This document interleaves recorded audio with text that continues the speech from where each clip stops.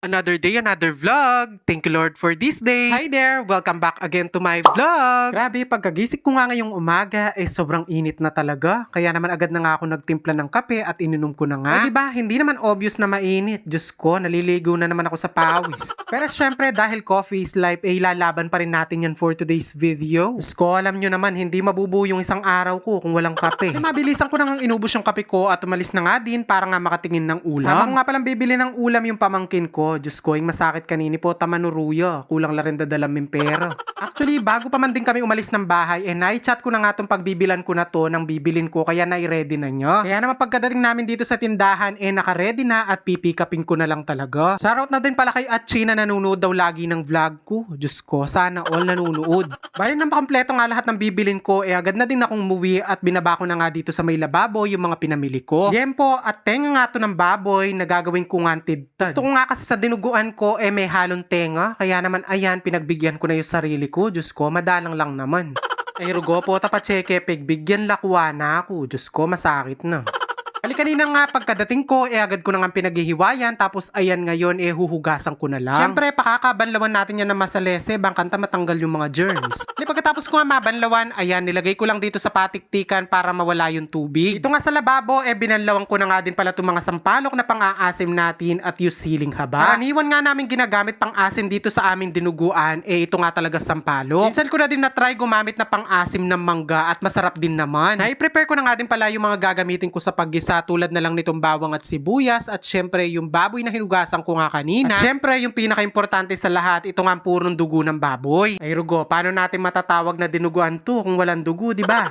Bago nga ako mag-isa, pinakuluan ko na nga din pala itong mga sampalok para nga mamaya madali ko na lang mapiga dahil malamig, no? Saka ang gusto ko nga dito sa sampalok, talagang kulong-kulo para malambot na malambot. Pag piniga ako, hindi ako hirap magkatas. So fast forward, bali dito nga sa kawaling na to tayo magluluto ng dinuguan. At para nga hindi na tayo gumamit ng mantika pa, ayan, palalabasin na lang muna natin yung sariling mantika nitong baboy. Alam nyo ba na itong dinuguan talaga o tidtad sa Kapampangan, favorite ko rin talaga, lalo na kapag ang pinang-asim sampalok. Pagkalagay nga ng karneng baboy, ayan, bali maglalagay lang tayo dito ng kaunting asin. Itong asin lang naman na to, pampalasa, pero kung ayaw nyo lagyan, pwede rin naman dahil titimplahan pa naman natin yan mamaya. Kung mapapansin nyo nga, may linalabas pa nga na tubig itong baboy. Diba, kung hindi ko pa pinatiktik kanina yan, sigurado mas marami pang tubig yung lalabas dyan ngayon. Bali, hahaluin lang natin na hahaluin ng walang patugot hanggang lumabas nga yung sarili niyang mantika. Kapag ganyan na nga yung itsura ng baboy na medyo light brown na, pwede na nga nating ilagay dito yung bawang at sibuyas. Sadyang hindi ko na talaga hinango yung baboy para nga diretsong gisa na to. Iluto ko lang na mabilisan yung bawang at sibuyas, tapos ayan, minix ko na rin itong baboy na pinakuluan natin kanina. Nalagay na din pala tayo dito ng dahon ng laurel. Ayan, ilang piraso nga yan dahil medyo maliit lang naman. Para nga may konting anghang, abay syempre, maglalagay din tayo dito ng paminta. Actually, hindi naman konti kasi 2 kutsara talaga yung nilagay ko para lasang-lasa ko.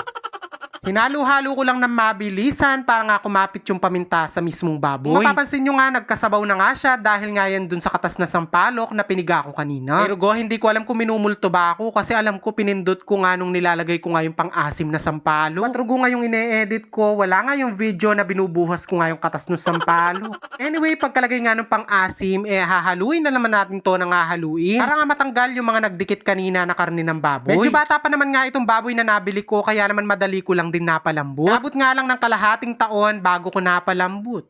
Charis. Nung okay na nga yung pagkakalambot ng karne, ayan, sunod ko nang inilagay dito yung dugo ng baboy. Yes, kami po talaga kapag nagluluto kami ng dinuguan, una po talaga namin nilalagay yung pang-asim. Tapos, gusto ko talaga kapag nagdidunuguan kami, puro talaga yung dugo para nga malapot yung sabaw. Habang nga nilalagay natin yung dugo, syempre, hahaluin lang natin ito ng hahaluin para nga iwas buo-buo. O, diba, itong pinakasabaw lang yan, Diyos ko, abutin kami ng 1 linggo sa ulam namin.